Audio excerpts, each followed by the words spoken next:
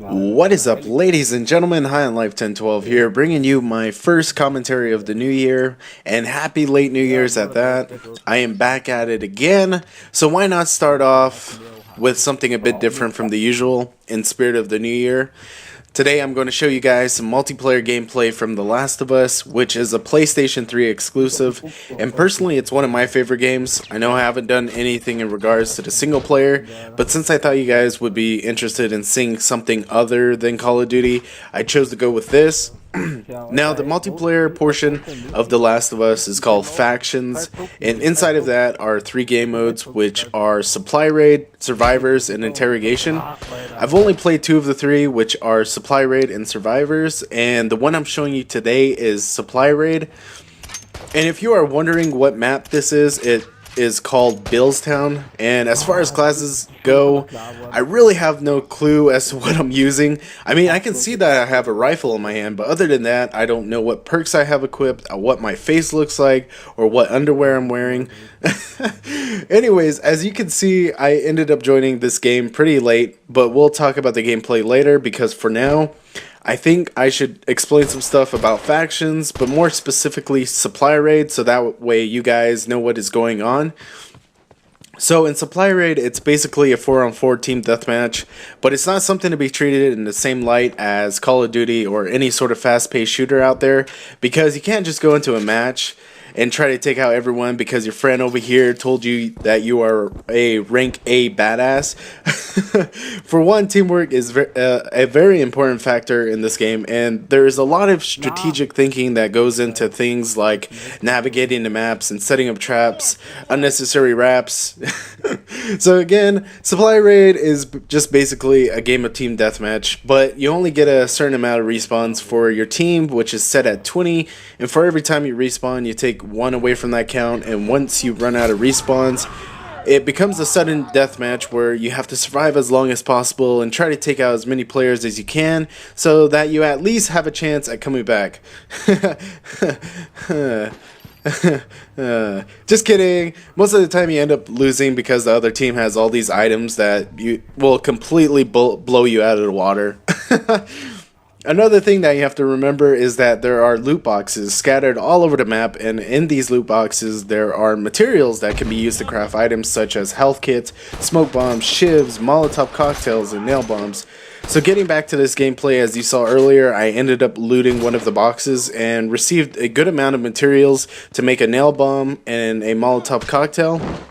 And it was a good thing too, because I was actually able to get a pretty cool Molotov cocktail kill, which was all possible to my awesome hide-and-seek skills that earned me all-star honors at my family get-togethers.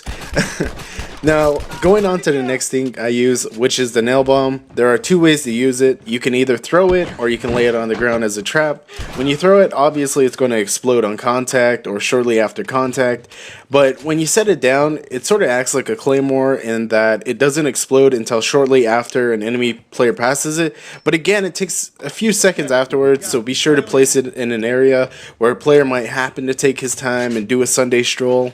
If you want, you can go back a few seconds and watch the part of the video where I set down the nail bomb and completely annihilate one of the enemies when he was trying to loot for materials. With the other items, they're already self-explanatory. The health kits are used for health, the smoke bombs are used to provide cover, and they can actually stun an enemy player if you throw one right at them. And then lastly, there's the shiv, where you obviously get to shank people and their wife and kids. No, I'm just kidding. You can take their dog too. But yeah, there's also armor and weapon upgrades, but in order to get those, you have to collect parts, which you can get by killing the other team, doing things like performing special execution, crafting items, and so on and so forth. So the more you do, the more you earn, basically. There's also one weapon upgrade that you can do without having parts, and that is the melee weapon upgrade. Because you can use the materials needed for a shiv and construct a one-hit kill stick or bat, and I'm telling you right now, those type of sticks are important ones, so make sure you have one equipped. Now with the armor upgrade, you can equip yourself with a helmet and vest, and I recommend that you always do so because you won't be put down with the usual 2 or 3 shots. This also gives you a great opportunity to react to a person shooting at you by either finding a good place to take cover or go crazy with your gun as you try to shoot back. Usually I end up doing the latter because, let's face it, one of us has to go down eventually.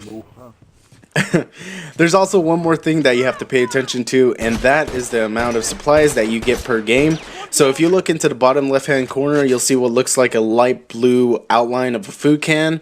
This is your supply count, and I forgot to mention earlier, but before you even get into playing a factions match, you are given a lead of a clan with a set amount of people that you are trying to keep alive in this post-apocalyptic world. The only way that you can do this is by collecting supplies and completing objectives, like doing special executions per se. And if you quit a game or fail to meet an objective, you lose members of your clan. And that little Sally girl that was fishing a few days ago, she's now sick, and cough medicine isn't going to do it. So with that said, I think I pretty much covered the basics, and if you guys have any more questions or comments about the game, just leave it in the comment section below and I'll try to reply to them as soon as possible.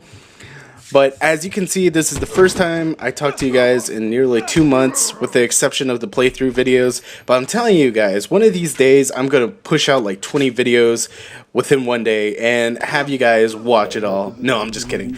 I'm too lazy when it comes to putting together these videos, but that'll change. One day I'm going to wake up and say to myself, I'm going to conquer the world of YouTube. But then the next thing you know, I'm in my chair watching somebody else's video, or I'm on my PlayStation playing games with my friends up until 4 in the morning, and that is a fact. It seems like I'm always tired now, but I'll try to change all of that because it's a new year, and with a new year comes a new person. No, I'm just kidding. I'm pretty much the same person every year, but I can change some of my daily routines so that it makes it seem like I'm a different person. Ah, I see what you did there. Anyways, enough about my resolution. Let's hear yours. I know it's already a month past New Year's, but I'm sure you guys are still feeling like it's barely a few days after that. For me, it still feels like 2013, but, you know, oh well. So again, how was your New Year's? Well, actually, not just that. How was your entire Christmas break? I know a lot of you are probably, or were probably out of school, so I'm sure that you had some fun being back at home, and if not at home, maybe at a friend's house, or maybe Las Vegas, to spend some time with your uncle, who asked you to come along, but decided to leave you at a gas station outside of town, and take your money so he could hit up the slots by himself.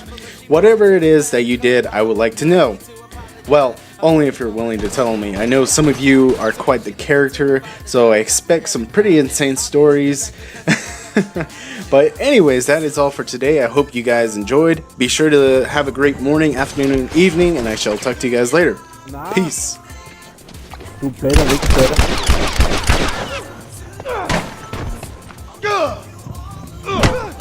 That's one good.